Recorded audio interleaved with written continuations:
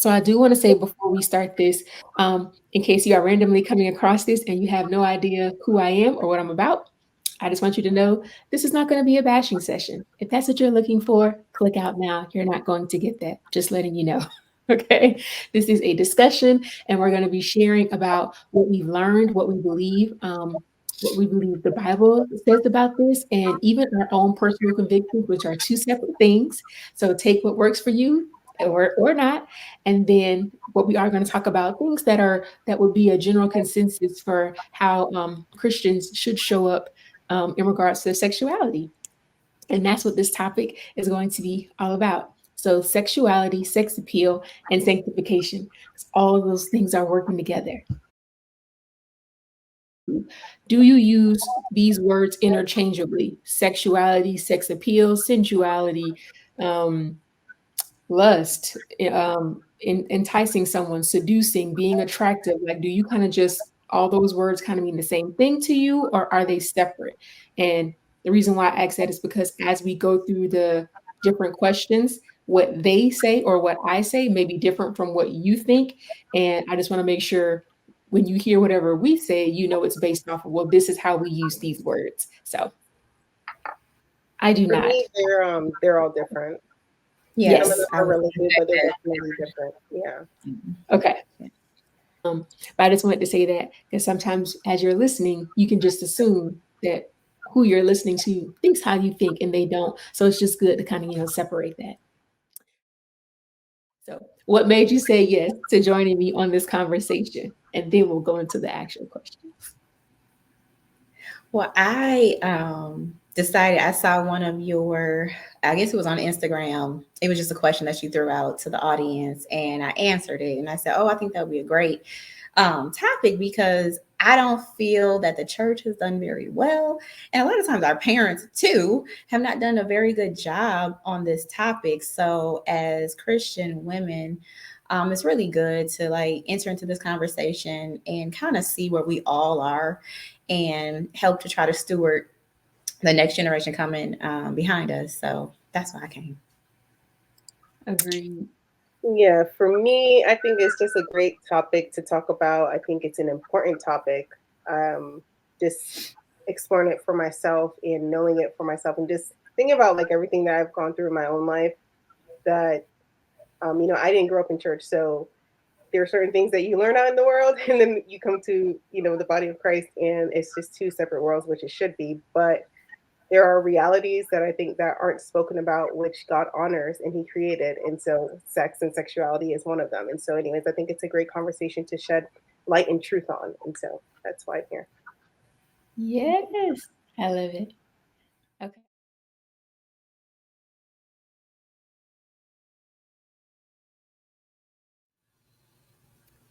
Hello and welcome to Breaks with Brittany. My name is Brittany Love and I am your podcast host. And today I have two special guests with me, and I'm so excited to get into this conversation. So, hello, ladies. Welcome. Hello. Hi, thank you for having us. Yes, thank you. Thank you for being here. Um, all right, so I'm going to read their bios and then we're going to get right into these questions.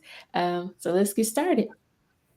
First, my name is Brittany. I'm the podcast host of Breaks with Brittany, and I just love having meaningful conversations with people and helping myself and others to take a break to think about what we think and what we believe, because how you act and the way your life goes is going to be based off of that or the lack thereof of what you believe. So I like having nuanced conversations, and they decided to entertain me, and so here we are. Um, Down here, if you're seeing it the way I'm seeing it, is Dr. Alex. Dr. Alexandria Marshall is a board certified podiatrist, certified Christian life coach, and a certified personal trainer whose focus is people living on purpose, in purpose, and for purpose through a three-pronged approach encompassing mind, body, and spirit. And this is based off 3 John 1:2. She believes that everyone should live well to live out a life worthy of the calling on their lives. And that's based off Ephesians 4:1. And then Here we have Alicia Bright. Alicia is a lover of Christ, a wife, and a mother whose daily pursuit is to sit at Jesus' feet and love others. Daily, she aims to live in the simplicity of loving Jesus and becoming like him. She is the founder of Alicia Bright Ministries, where they focus on leading women into a deeply intimate and personal relationship of first love with Jesus Christ, the bridegroom king. So, those are our guests. Welcome, welcome again. Thank you so much for being here. All right. Question number one. How was sexuality first introduced to you? I'll go first. So as a young preteen, at the tender age of 10 is when I first got my period. And so I was just like, what is going on? Like, I hadn't had this conversation. Like, I don't know why this is happening to my body, kind of thing. And I was the younger sister. I'm the younger sister. I'm 3 years younger than my sister. She hadn't gotten hers yet. And I remember my mom telling me, I said to her, this isn't going to happen again, is it? Like, what is this? And so from that point, my mom was like, oh, shoot, I got to do something.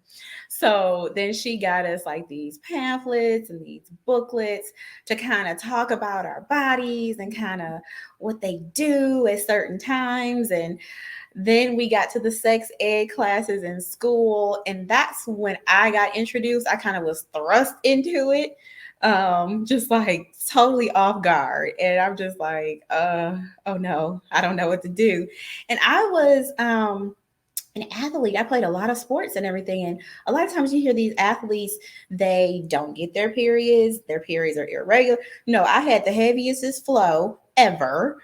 And I'm 10 years old trying to manage wearing a pad. And I was definitely not going to wear a tampon at that point. And it just was like, I just don't know what to do. I'm just so overwhelmed. So that's my story as to how I first got introduced to sexuality. And so I guess for clarity too, like that, Brittany, what do you mean by sexuality? So, you can cover almost anything because I think there's a number of things that you could hit on. So, Mhm. what it meant to realize that you are a sexual being or you're attractive to someone, or it could be how your body works. So I mean, you can go any way you want with it. And if you want to come back and add something, you can, Dr. Adam. I think for me,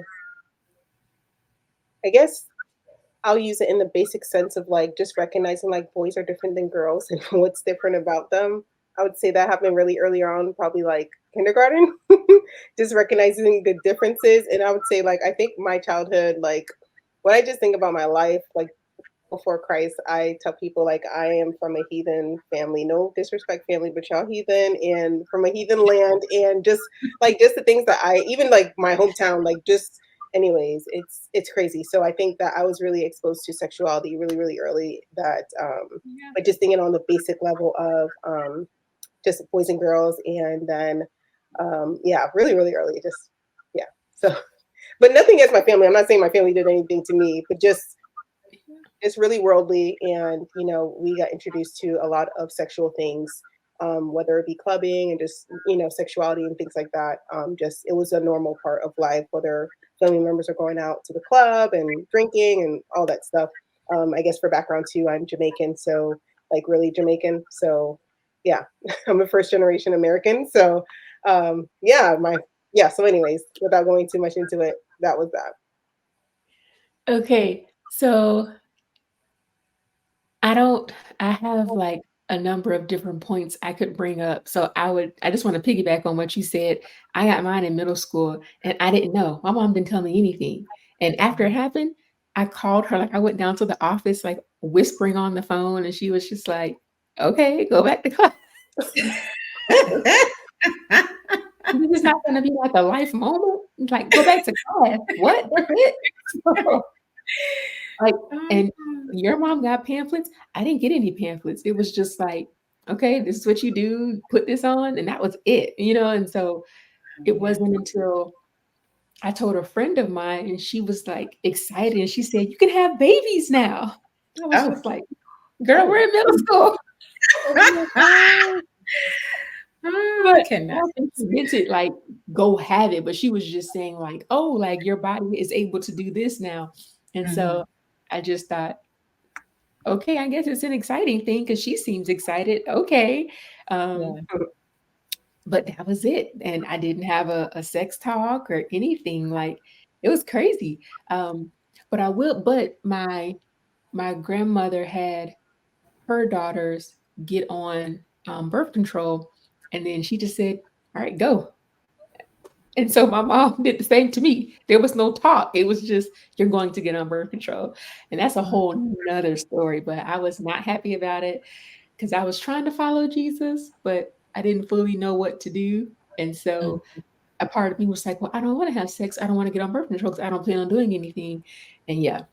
But the Mhm. story that I wanted to bring up was I didn't realize, I guess, how attractiveness or how I should present myself should be. At least what came to my mind was in high school, I Mhm. was getting dressed to go to a club that was hosting like a teens night, and I was trying to figure out what to wear. And I can't remember if I was with friends or not, but I distinctly remember thinking, I need to be appealing like a piece of meat.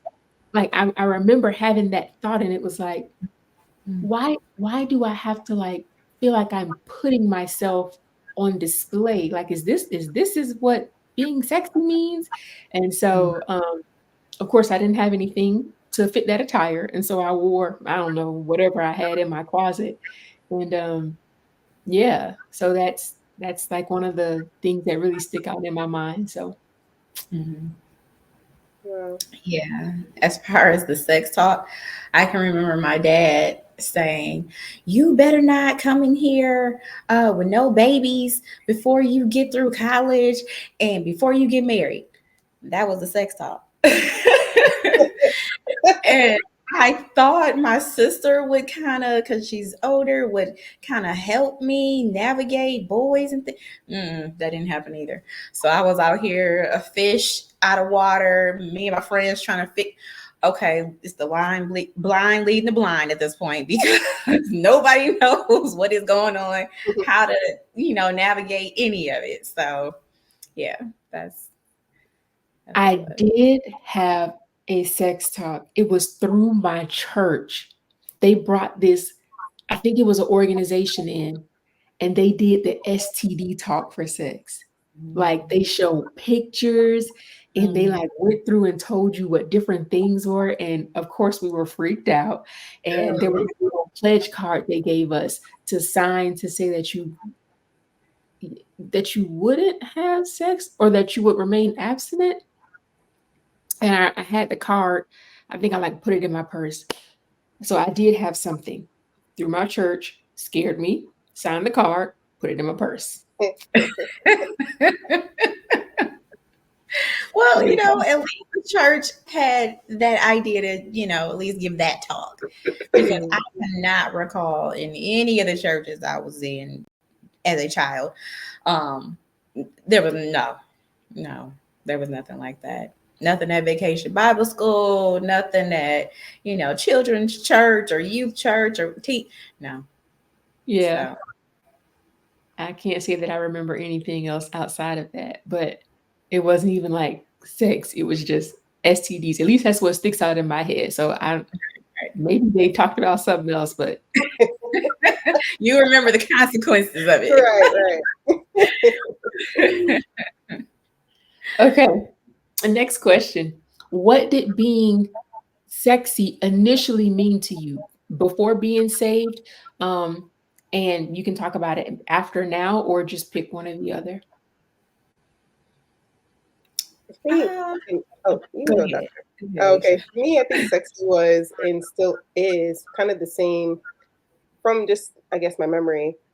It's just the way that hmm, I guess I think we had sex and sexual appeal kind of like to look at and think about, I guess, sexy in my mind equaled sexual appeal. And I think the question was, what was the definition, or how did I think about it? Sorry.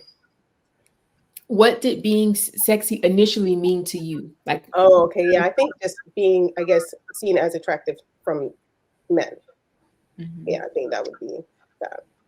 Yeah, mine, to piggyback off that was mine too, and just to be pretty, just to be, feminine and embrace that side of me. So Mhm.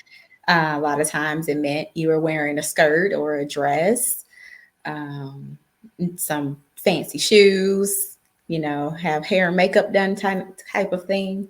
So that's what it was for me initially. I watched a lot of music videos growing up. I don't I don't know why, but BET, uh, MTV, but 106 in Park, I was on that couch. So Yeah. whatever they showed, like Mm. I would say that's what I would think. So like what you said, hair done, nails done, like everything needs to be put together.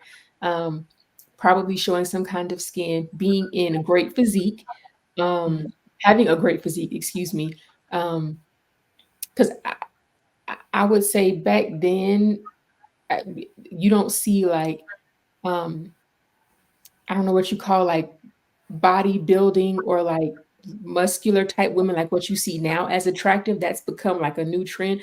Back then, it was more like voluptuous, and I mean, we still have that now, but I mean, it wasn't really muscular, so I guess, like, that is what I would assume to be sexual and, like, dimmed eyes, because 'cause I'm thinking about a music video, so, like, a girl, like, slowly rolling her eyes and, like, mouth halfway or sideways open and, like, locking eyes with some like, that's what I think, and so it was just kind of like something that wasn't it was like something out there, over there that wasn't me that I didn't match. So, Hmm. yeah. Yeah. If you had this revelation, when did you realize that, "Wait a minute, I am actually sexually attractive," or "I am sexy," however you prefer to say it, and how did you use that once you realized it, if you did? Well, just a little bit from what you just talked about, back in the day, the whole muscular and shape type body was not considered sexy. That's the kind of body type I have. So, um, throughout when I really noticed boys and when they really noticed me, it was always the comments of, "Oh, you're too muscular. Oh, you're cock diesel. Oh, you stronger than me. Let me," So it took me a while, I think, to get to the place where I was like feeling comfortable in my skin to say, you know what, I am sexy. I am pretty. I am, those things, because it was the boys were intimidated, I will say. And a lot of times they were my friends because I was an athlete. So they were my friends because I was a pretty good athlete. And they were always trying to talk to my girlfriends. So it was never me, until, oh my goodness, I don't even remember when it really dawned on me. But so yeah, it took a while for me. And I still kind of struggle with it a little bit. I feel like sometimes I really do need to make a conscious effort in how I do my hair, if I have on any makeup, what kind of clothes I wear, because I don't want to seem strong like that. So a lot of people still use that word, "Oh, you are strong." Like, "Oh my goodness, your shoulders are so strong." And I'm like, is that a compliment? Or I don't really know how to take that, statement. So I just really have to be conscious of what I'm putting on and how it makes me look. So I don't even know if I answered the question. Did I answer the question? You answered part of it. So if you don't Okay. have anything for the second part, that's okay. If you did, how did you use it to your advantage once you realized it? I don't know if I have used it to my advantage in any way. I think, well, I'll say the advantage for me personally, just to make me feel more feminine, just to make me feel more like, I am beautiful the way God made me. So that's my spiel about that. For me, I don't know. I kind of feel kind of like when I think about that question, when did I realize that I was sexy? I don't think I ever had the realization except for the attention from other people. And it's still not something that I guess I embrace, but it's something I have to be aware of, that people see me as sexy. Even my mom will say, "Oh, look at, you're just so sexy," or my grandmother, or just people would say that, and I'm like, I don't. I guess because I grew up actually um, very curvy, and I had close cousins. Like I have three cousins where we're all kind of like a week apart in birth and age. She like born the same age and just a week after.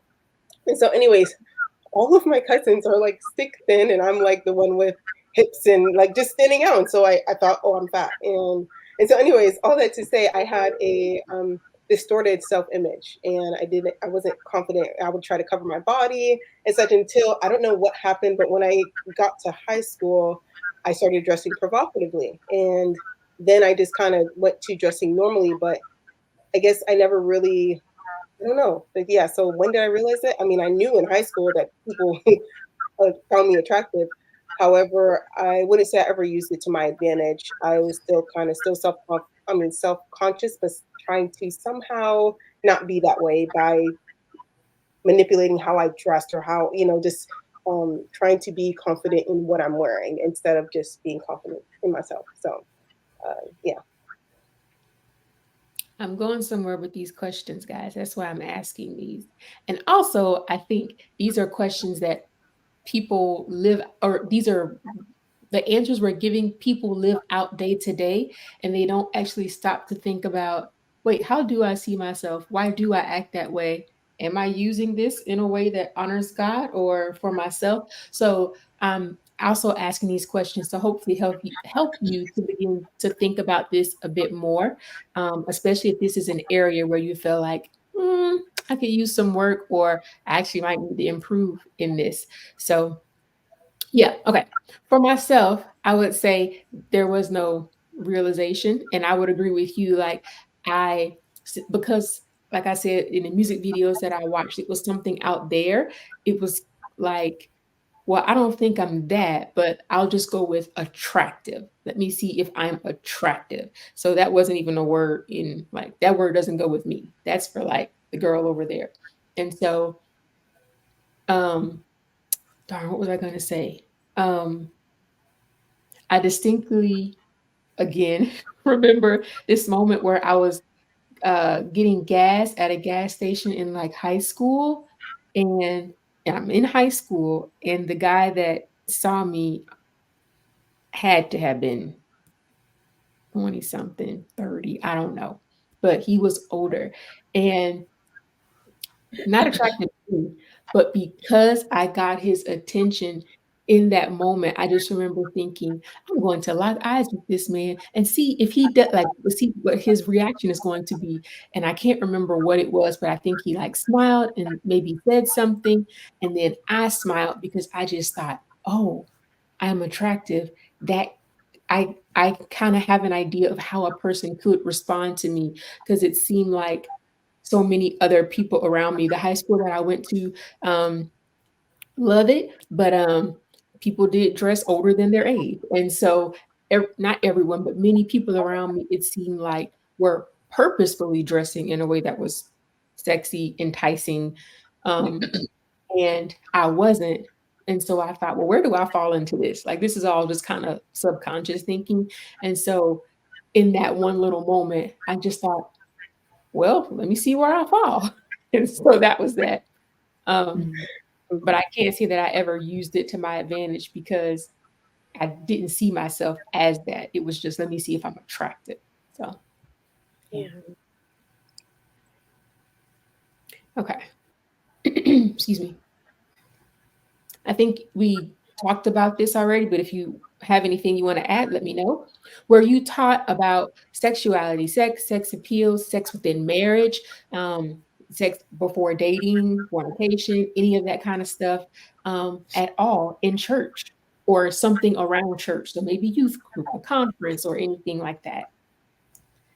Yep. Yeah. So for me, yes, that was definitely something we were taught in church and in young people's ministry. You know, no sex before marriage and fornication is, you know, an abomination to God, and you know, do not put yourself in tempting situations. Don't go over said person's house, um, especially not at night. Make sure you guys stay in public places. You know, kind of be mindful of how you interact with that person. Like, don't get real close. You know, they didn't say much about kissing, but but just, you know, be mindful, excuse me, basically about how what you're doing with that person, and try to keep it more um in a public setting, or go with groups versus being one-on-one. So As for me, I didn't grow up in church, so no, didn't Okay. really go to church. Yeah. So. For me, like I said, I had that one church experience with the STD thing, but I don't think we had it, but to be fair, I wasn't a part of like youth group stuff. So maybe they did talk about it. But I didn't know or hear about anything outside of that one thing. Um there was something else I wanted to say. Oh my goodness, what was it? Um oh man. Once I got to college, that is when I like heard about what you were talking about, like stay in public places. I can't remember if the book, I Kissed Dating Goodbye. I don't know if that book had just come out, but it was a popular book. I read that book. Um, I was in groups where we actually started discussing what does it look like to date godly. I didn't know none of this. So this was all new to me and it was exciting, like, oh wow, I can actually honor God in this area. Okay. Um, I will give a disclaimer that I Kiss Dating Goodbye. There are some different feelings about the book. And I also believe if you were to go look at that book, that the author no longer professes Christianity. So just putting that out there, warning you before you go get it. But I think there's good things that you can take out of the book, but don't take it as law.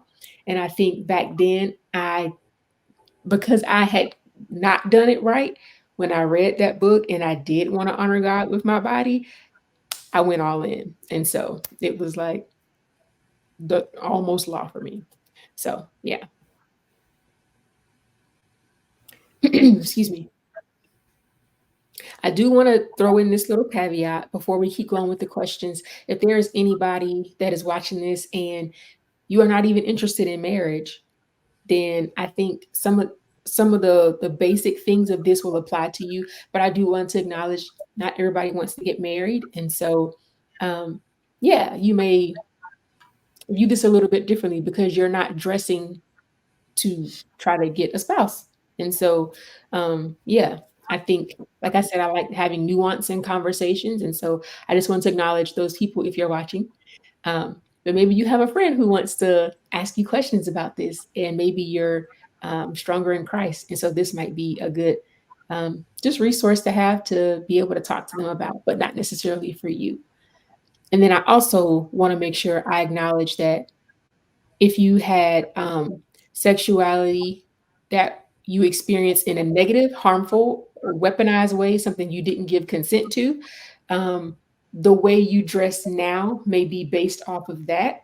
And so the things that we're saying, please know that there is grace for that. And some people completely cover up. They only wear hoodies. They don't even want to show their body. And then some people figure, well, if it was used and I didn't want it to be used being my body, then I'm just gonna go all out. And so if you find yourself on either of those spectrums, I just want to say, one, it should not have happened, but we live in a sinful world. And I'm sorry that happened. And I also hope that you give grace to yourself and know that God still wants to work in that area in your life. So they don't have to say anything for that, but I just wanted to make sure I threw that in there. If you want to add something, ladies, you can, but if not, we can keep going.